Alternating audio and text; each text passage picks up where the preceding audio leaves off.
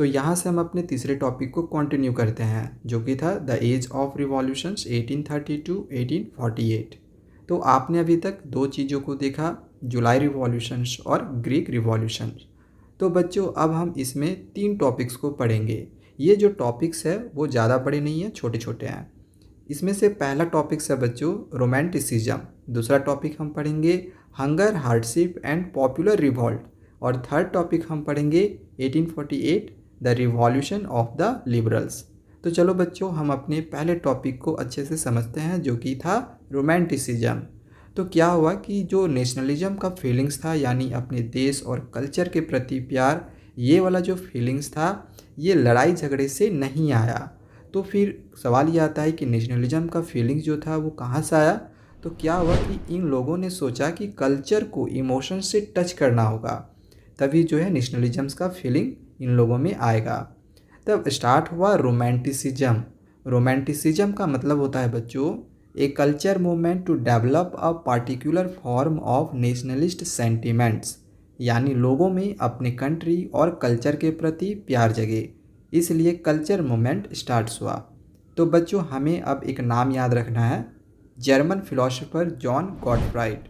ये क्या करते थे बच्चों कि ये ट्राई करते थे कि कैसे लोगों के प्रति नेशनलिज्म की फीलिंग्स को लाया जाए। तो ये क्या करते थे कि फोल्क सॉन्ग, फोल्क डांस और फोल्क पोइट्री सबको सुनाते रहते थे, ताकि देश के प्रति प्यार जगे। फोल्क सॉन्ग का मतलब क्या हो गया बच्चों, वहाँ का जो कल्चर है तो उस कल्चर के अनुसार गाना। जैसे बच्चों हम एक एग्जांपल ले लेते हैं, हम यदि भारत में रहते हैं और कोई देशभक्ति गीत गाए या डांस करे तो हम कैसे पूरा झूम उठते हैं, तो बस वैसा ही। तो इससे क्या हुआ कि लोगों के अंदर नेशनलिज्म का फीलिंग्स आने लगा, उन्हें ये समझ आने लगा कि अपना कल्चर ही सबसे बेस्ट है।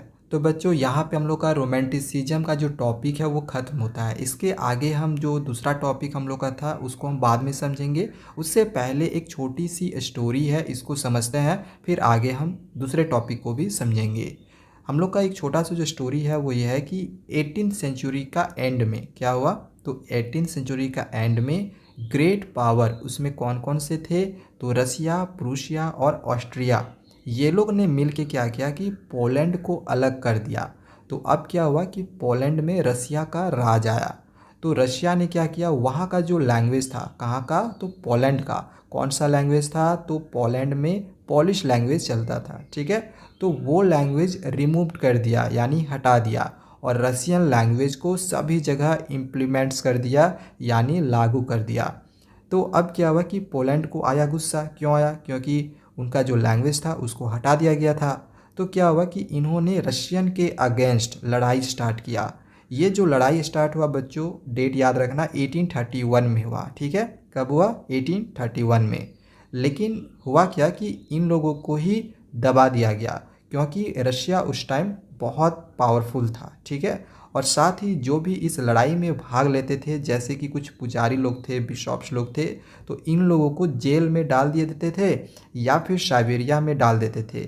साइबेरिया बच्चों रशिया में है, ये रशिया का सबसे ठंडा जगह है। तो इस वजह से और कभी किसी ने लड़ाई के बारे में सोचा भी नहीं। तो बस यही एक छोटी सी कहानी थी। अब चलिए अपने दूसरे टॉपिक को हम समझते हैं, जो कि है hunger, hardship and popular revolt. तो बच्चों इसकी शुरुआत होती है 1830 से। 1830 बच्चों यूरोप के इकोनॉमी का सबसे ख़राब समय था, क्योंकि उस टाइम क्या हुआ था कि पॉपुलेशन काफ़ी ज़्यादा बढ़ गए थे। इससे क्या हुआ कि रूरल एरिया से माइग्रेट होके सभी लोग सिटीज़ में आने लग गए, ये सोच के कि वहाँ पर कम से कम कुछ जॉब वगैरह मिल जाए, पर नहीं मिलता था। अब क्या हुआ बच्चों कि जो सामान है वो इंग्लैंड से यूरोप में आना शुरू हो गया, क्योंकि इंग्लैंड से जो सामान आता था वो काफ़ी सस्ता हुआ करता था। ऐसा इसलिए क्योंकि वहाँ पर जो सामान था वो मशीनों से बनता था। तो यूरोप के जो स्मॉल प्रोड्यूसर्स थे उनको अब लॉस होने लगा। तो 1848 में, कब, 1848 में फूड शॉर्टेज और वाइड स्प्रेड अनएम्प्लॉयमेंट, मतलब किसी को भी नौकरी नहीं मिलता था, और फूड शॉर्टेज के कारण पेरिस जो है वो रोड पर आ गया। अब क्या हुआ, लुइस फिलिपी, जो कि हम देखे थे अपने लास्ट वीडियो में कि इनको कॉन्स्टिट्यूशनल मोनार्की का हेड बना दिया गया था, तो इनको कॉन्स्टिट्यूशनल मोनार्की के हेड से अब हटा दिया गया। तो लुइस फिलिपी को जब कॉन्स्टिट्यूशनल मोनार्की के हेड से हटा दिया गया तो कुछ चेंजेज हुए, जैसे कि नंबर 1 राइट टू वोट यानी वोटिंग का अधिकार सभी लोगों को मिला जिनकी भी उम्र 21 साल से अधिक थी। अब बच्चों यहाँ पे जो वोटिंग का अधिकार मिला था वो सिर्फ पुरुषों को मिला था, ठीक है, महिलाओं को नहीं मिला था। तो सेकेंड है कि राइट टू वर्क यानी सबको काम मिलेगा और एम्प्लॉयमेंट वगैरह सबको मिलेगा। अब बच्चों 1845 का एक छोटा सा कहानी है, चलो इसको समझते हैं। तो 1845 में क्या हुआ कि वीवर्स लोग कॉन्ट्रैक्टर के विरुद्ध एक रिवॉल्ट स्टार्ट किए। क्यों किए? क्योंकि उनका पेमेंट अचानक से कम कर दिया गया था। तो 4 जून 1845, 4 जून 1845 में काफ़ी अधिक वीवर्स लोग जाके डिमांड करने लगे कि हमें हायर वेजेस चाहिए, यानी कि हमें पैसा ज़्यादा चाहिए। तो इससे क्या हुआ कि कॉन्ट्रैक्टर लोग अपने फैमिली के साथ भाग गए और साथ ही कॉन्ट्रैक्टर लोग ने क्या किया कि 11 वीवर्स को मार दिया। यहाँ पर बच्चों हम लोग का ये सेकेंड जो टॉपिक था ये ख़त्म हो जाता है, जो कि था hunger, hardship and popular revolt. अब तीसरा टॉपिक था उसको समझते हैं, जो कि था 1848 the revolution of the liberals. तो 1848 में बच्चों एक रिवॉल्यूशन चल रहा था। इसको कौन चला रहा था? तो जो मिडिल क्लास के लोग थे, इन लोगों का कुछ डिमांड था। क्या डिमांड था? तो ये लोग एक नेशन स्टेट बनाना चाहते थे, मतलब एक ऐसा स्टेट्स जहाँ common culture, common language, common tradition के लोग रहें। और इन लोगों का एक और डिमांड था कि पार्लियामेंट्री प्रिंसिपल्स होना चाहिए। पार्लियामेंट्री प्रिंसिपल्स का मतलब होता है बच्चों एक कॉन्स्टिट्यूशन होना चाहिए, फ्रीडम ऑफ प्रेस होना चाहिए और फ्रीडम ऑफ एसोसिएशन होना चाहिए, यानी कि अपनी पार्टी वगैरह बनाने की आज़ादी होनी चाहिए। तो यहाँ से एक छोटी सी कहानी और है बच्चों, इसको समझते हैं। जर्मन रीजन में उस टाइम पर पॉलिटिकल एसोसिएशन जो थे, मतलब पॉलिटिकल पार्टी वगैरह जो था वो मिडिल क्लास से भरे हुए थे। जैसे कि मिडिल क्लास में कौन कौन से लोग आते हैं, जैसे बिजनेसमैन हो गया, आर्टिसंस हो गया, तो ये लोग। तो क्या हुआ कि उन लोगों ने डिसाइड किया कि इस बार हम वोट देंगे ऑल जर्मन नेशनल पार्टी को। तो ऑल जर्मन नेशनल पार्टी को वोट सबने दे दिया। अब क्या हुआ कि 18 मई 1848 को, कब? 18 मई 1848 को 831 मेंबर्स इलेक्ट हुए और वो लोग जो है एक कॉन्स्टिट्यूशन ड्राफ्ट किए जर्मन नेशन के लिए। तो पार्लियामेंट उस टाइम से क्या हुआ कि डोमिनेंट हो गया मिडिल क्लास से, क्योंकि ऑल जर्मन नेशनल पार्टी जो जीता था उसमें सभी मिडिल क्लास के लोग थे, इसलिए पार्लियामेंट जो था वो डोमिनेंट था मिडिल क्लास से। तो इन लोगों ने क्या किया अब कि इन लोगों ने रेसिस्ट किया डिमांड जो था वर्कर्स और आर्टिसंस का।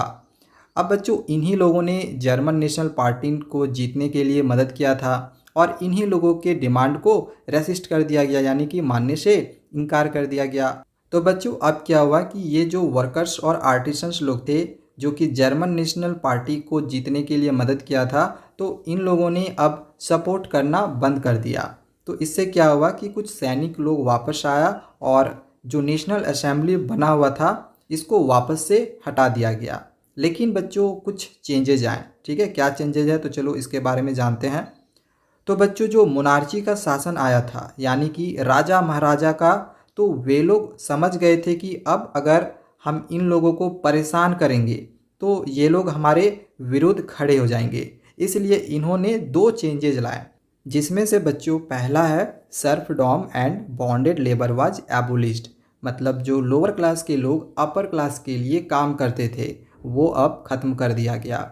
नंबर 2 है granted autonomy to the Hungarians, यानी कि हंगेरियंस को ऑटोनोमी ग्रांट कर दिया गया, मतलब कि वो लोग अब अपना सेल्फ गवर्निंग कंट्री बना सकते हैं जहां उनकी गवर्नमेंट हो।